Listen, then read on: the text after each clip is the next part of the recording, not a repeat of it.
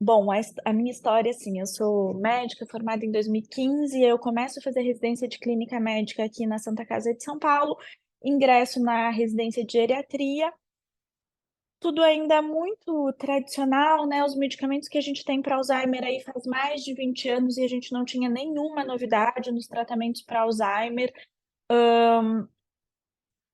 Ela já fazendo uso desses medicamentos, já fazendo uso dos antipsicóticos para essas alterações comportamentais nas demências, e a minha irmã, que não é médica, falou: "Ah, eu tenho visto aí alguns arrobas de pacientes usando cannabis e tenho me interessado". E aí, de cara, eu falei: "Não, imagina, a gente está fazendo todo o tratamento dela, já está com 5 medicamentos, não precisamos". Aí a minha irmã falou: "Não, mas vamos tentar", e como a minha irmã na época era a principal cuidadora, hoje a gente se rodizia no cuidado da minha mãe, ela era a principal cuidadora, eu falei: "Não, então vamos tentar", mas assim, se falava muito menos, eu via muito menos e a gente procurou um médico, foi por telemedicina a primeira consulta, e ela iniciou o uso de um óleo e assim, 15 dias depois, eu não acreditava que minha mãe era minha mãe, assim. Ela tinha muita alteração comportamental antes disso, então muita depressão, muita ansiedade, muita irritabilidade, até agressividade com a gente. Ela achava que a gente que escondia as coisas de casa, que a gente que estava fazendo ciladas para ela achar que estava confuso ou que estava esquecida, era muito difícil lidar com esses sintomas. E de repente eu vi minha mãe sorridente, alegre, a gente foi pra praia, e ela ficava observando o mar muito tranquila, assim.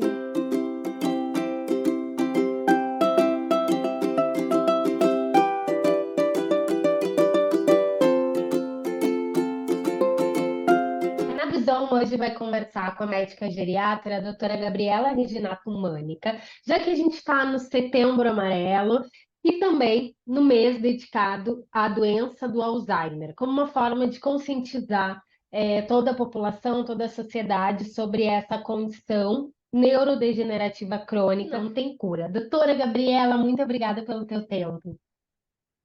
Imagina, obrigada a você, muito obrigada pelo convite.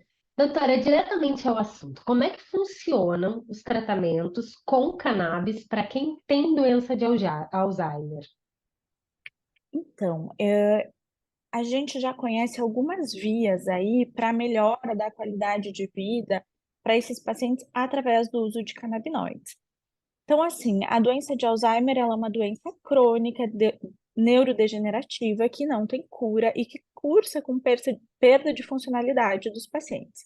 Então, além de alterações de memória, o Alzheimer traz perda de funcionalidade. O paciente se torna um paciente disfuncional, ele deixa de fazer coisas que ele conseguia fazer no dia a dia. E junto com isso, a doença traz a gente fala uma sigla BPSD, que são as alterações comportamentais relacionadas às demências. Então, o paciente evolui, 90% dos pacientes com Alzheimer vão evoluir com BPSD, como agitação, agressividade, alucinação, alteração no sono, perambulação, e tudo isso prejudica muito a qualidade de vida do paciente, do cuidador, da família. E a cannabis, ela pode ajudar em várias vias, então, ajudando a reduzir aí as alterações comportamentais relacionadas à demência. É um potente anti-inflamatório, antioxidante, pode reduzir a formação das placas de beta-amiloide, os aglomerados neurofibrilares que se formam no cérebro desses pacientes, e também já tem estudos mostrando que pode aumentar as concentrações de acetilcolina no cérebro, e aí a gente sabe que é um neurotransmissor que está ligado diretamente com a memória, e os tratamentos habituais que a gente usa hoje são exatamente os anticolinesterásicos, que são medicações para aumentar as concentrações de acetilcolina no cérebro. E aí a cannabis ela pode ajudar dessa forma. Ótimo. Quais são os canabinoides mais indicados para o tratamento do Alzheimer? O canabidiol, a gente usa muito canabidiol, porque é o fitofármaco mais estudado, que a gente tem mais conhecimento. Os pacientes com Alzheimer respondem muito bem ao THC também, então normalmente a gente inicia com medicamentos full spectrum, e aí se o paciente não está respondendo tão bem, os BPSDs mesmo, o paciente está com muita alteração de comportamento, agitação, irritabilidade, aí a gente pode associar o THC, e os pacientes respondem super bem. Então, os fitofármacos mais utilizados são CBD e THC. Doutora, há quem diga que a cannabis é uma planta, que os canabinoides eles deveriam ser usados muito mais por velhos, pessoas velhas. Por que isso, né? Cannabis é uma planta para velho. Teve uma live que eu fiz com um médico, o Dr. Mário Greco, ele disse que cannabis é uma planta para velhos, velhos tinham que usar cannabis. Pode explicar um pouco por que e como isso se relaciona com a doença de Alzheimer? Claro, com certeza. Então, assim, a gente tem que voltar a falar um pouquinho do sistema endocannabinoide, né? Nós temos um sistema chamado endocannabinoide, nós temos receptores ali que, primeiramente, foram descobertos através da ligação do CBD nesse receptor, o CB1 e o CB2, mas nós sabemos que no nosso corpo nós não teríamos um receptor para uma substância exógena majoritariamente para isso, para uma substância encontrada na natureza, e que sim, nós deveríamos produzir algo. É quando a gente descobre a anandamida. Então, a anandamida é um endocannabinoide produzido por nós produzimos, e ela que se liga nesses receptores CB1 e CB2 e traz esses efeitos de homeostase, de regulação aí do ciclo sono-vigília, da melhora da qualidade de vida, e os idosos, a gente tem visto pela nossa prática clínica que eles produzem menos, que é mais deficitário esse sistema no idoso, que ele vai produzir menos anandamida que a pessoa mais jovem. Por isso que uma pessoa jovem utiliza ali o CBD, o THC, vai ter muito mais sinapses e muito mais efeitos colaterais. Para o idoso, é um sistema que já está deficitário. Então, quando ele usa o CBD, o THC, além dele ter muito menos efeito colateral que uma pessoa jovem, ele vai se beneficiar muito, né, de tudo aquilo que o fitofármaco vai trazer, já que ele não está mais produzindo o endocannabinoide dele. E nas doenças neurodegenerativas, mais ainda. Então, o sistema endocannabinoide vai estar mais ainda deficitário no paciente com uma doença neurodegenerativa. E aí, quando a gente está só repondo, na verdade, o que está faltando para esse paciente, e aí ele responde super bem. É fantástico, assim. A minha mãe tem Alzheimer e foi assim que a medicina endocannabinoide entrou na minha vida, foi vendo os resultados nela, e é fantástico como ela pode utilizar uma dosagem alta de THC com praticamente efeito zero colateral, assim. Então é muito fantástico. Doutora, eu estava vendo aqui o teu arroba, até vou falar para o pessoal, o arroba doutora Gabriela Mânica, e tá aqui, fila de uma mãe com Alzheimer, aprendendo na teoria e na prática. Então, doutora, pode compartilhar um pouco mais sobre essa tua experiência pessoal com o Alzheimer e com os canabinoides? Claro. Bom, a minha história, assim, eu sou médica formada em 2015, eu começo a fazer residência de clínica médica aqui na Santa Casa de São Paulo, ingresso na residência de geriatria, tudo ainda muito tradicional, né? Os medicamentos que a gente tem para Alzheimer aí faz mais de 20 anos e a gente não tinha nenhuma novidade nos tratamentos para Alzheimer. Ela já fazendo uso desses medicamentos, já fazendo uso dos antipsicóticos para essas alterações comportamentais nas demências, e a minha irmã, que não é médica, falou: Ah, eu tenho visto aí alguns arrobas de pacientes usando cannabis e tenho me interessado. E aí, de cara, eu falei: Não, imagina, a gente está fazendo todo o tratamento dela, já está com 5 medicamentos, não precisamos. Aí a minha irmã falou: Não, mas vamos tentar. E como a minha irmã, na época, era a principal cuidadora, hoje a gente se rodizia no cuidado da minha mãe, ela era a principal cuidadora, eu falei: Não, então vamos tentar. Mas assim, se falava muito menos, eu via muito menos, e a gente procurou um médico, foi por telemedicina, a primeira consulta, e ela iniciou o uso de um óleo. E assim, 15 dias depois, eu não acreditava que minha mãe era minha mãe, assim.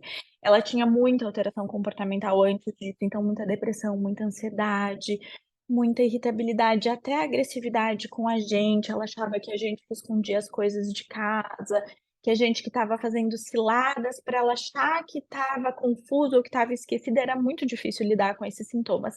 E de repente eu vi minha mãe sorridente, alegre, a gente foi para a praia. e ela ficava observando o mar muito tranquila, assim. Uma outra coisa que ela fazia muito era, nas rodas de conversa, ela achava que a gente não estava falando com ela, então ela falava: "Vocês estão me ignorando, vocês não estão falando comigo". Nessa primeira vez que eu encontro ela usando cannabis, uns 15 dias depois, assim, ela estava prestando atenção na conversa. Eu falei: "Mãe, tá tudo bem?" Ela falou: "Sim, tô escutando as conversas". Eu falava: "Gente, não é possível". Eu falei: "Pri, obrigada por ter tido essa ideia, preciso entender sobre isso, preciso entender o que está acontecendo, de onde que vem isso, como que é cultivado, a legislação", eu não sabia nada, absolutamente nada. Como que é produzido, como que age no cérebro. E aí fui atrás de entender o sistema endocannabinoide, eu fui ficando cada vez mais encantada, vendo o que a gente tem de evidência científica, cada vez você encontra mais e mais artigos, mais evidência.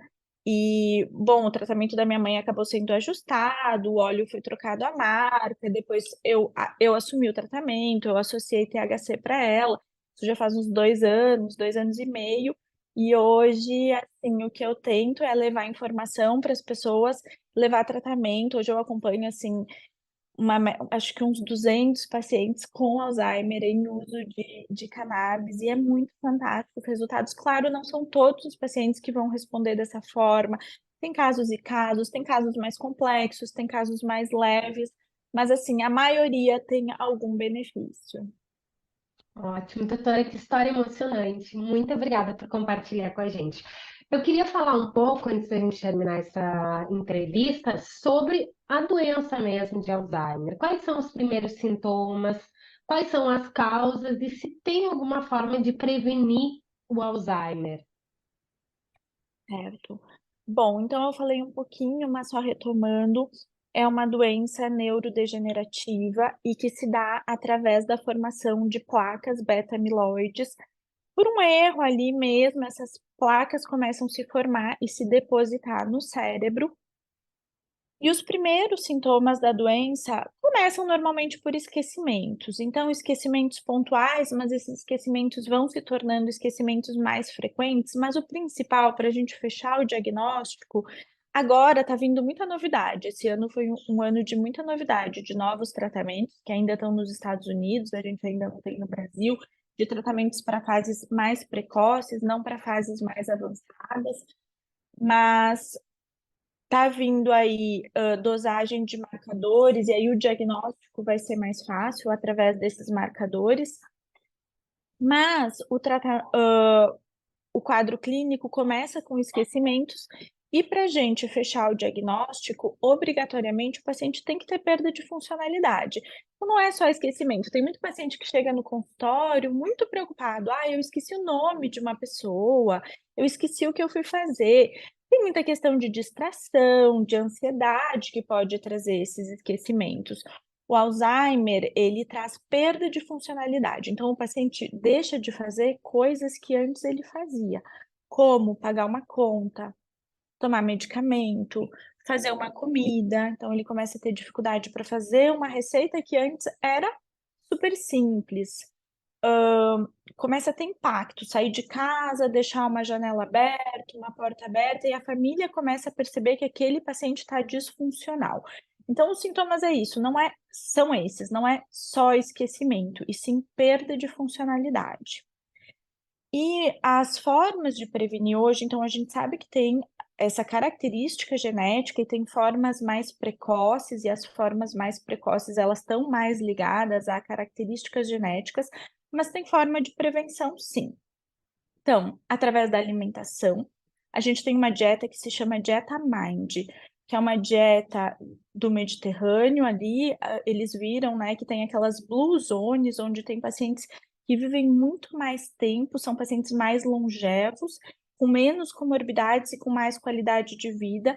E eles foram estudar essas áreas aí, essas blue zones, e identificar a dieta dessas regiões.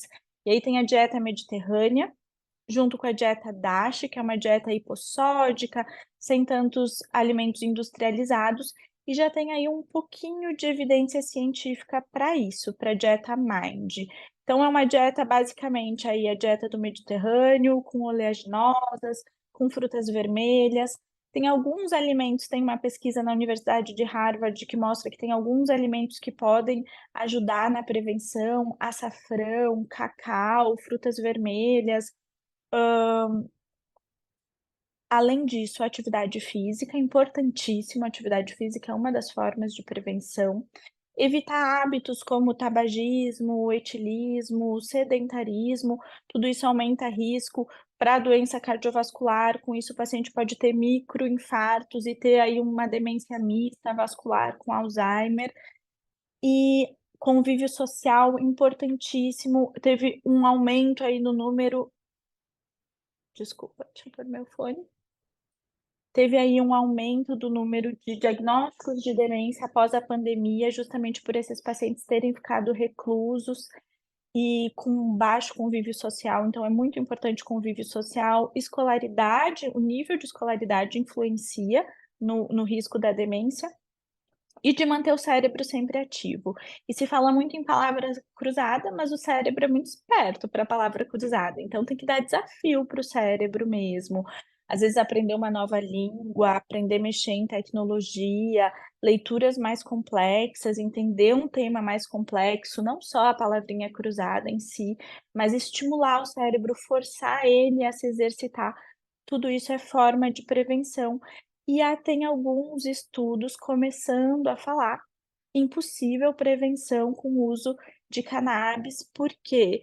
Porque através do uso da cannabis a gente melhora alguns fatores que também são fatores de risco, como ansiedade, melhora da qualidade do sono, e por esse fator anti-inflamatório, antioxidante, essa ativação aí das vias da acetilcolina, talvez, a gente ainda não tem comprovação para isso, mas talvez também seja uma forma de prevenção da doença de Alzheimer.